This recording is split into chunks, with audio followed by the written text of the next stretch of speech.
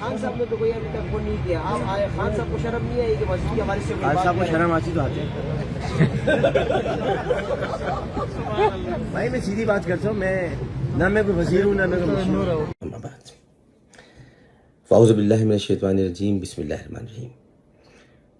ان اللہ وملائکتہ یصلون علی النبی, حق نبی, یا ایھا الذین آمنوا صلوا علیہ وسلموا تسلیما. اللہم صل علی سیدنا و مولانا محمد وعلی آلہ وصحبہ وبارک وسلم وصلی علیہ. میرے عزیز پی ٹی آئی کے ساتھ, پہلی بات تو یہ کہ خان صاحب سے میرا رشتہ ایک اٹوٹ رشتہ ہے جو کبھی ختم نہیں ہو سکتا. جو بھی بات آپ کو بری لگی ہے وہ یقیناً آپ کو بری لگنی چاہیے, لیکن بات کا تناظر چھپانا سب سے بری بات ہے. خان صاحب کو شرم نہیں آتی؟ شرم آتی ہے تو آتا ہے. یہ پورا جملہ ہے جو آپ پڑھ لیں. پھر میں چپ ہو گیا. اس کے بعد میں رکا اور میں نے کہا کہ شرم آتی ہے تو آتا ہے, اور اقوام متحدہ میں آتا ہے, وہاں آتا ہے اور پھر آ کر وہاں خطاب کرتا ہے, وہاں رسول کی بات کرتا ہے.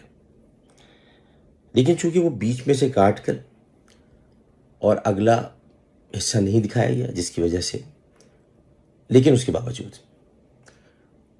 باوجود میں آپ سب سے معذرت خواہ ہوں, اور خان صاحب سے بھی میں معذرت چاہتا ہوں, معافی مانگتا ہوں, اور میں ان کے پاس جا کر بھی ان سے معافی مانگوں گا. ان کا عامر ایسا نہیں ہے. ان کا عامر انہیں بہت چاہتا ہے, بہت محبت کرتا ہے, دل سے محبت کرتا ہے. تو آپ سب لوگ مجھے معاف کیجیے گا.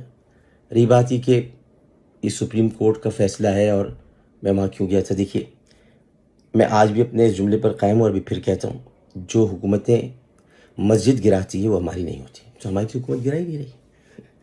ہماری حکومت تو مسجد گرا ہی نہیں رہی, تو پھر یہ ہماری حکومت کیسے ہو گئی؟ نہیں ہے نا.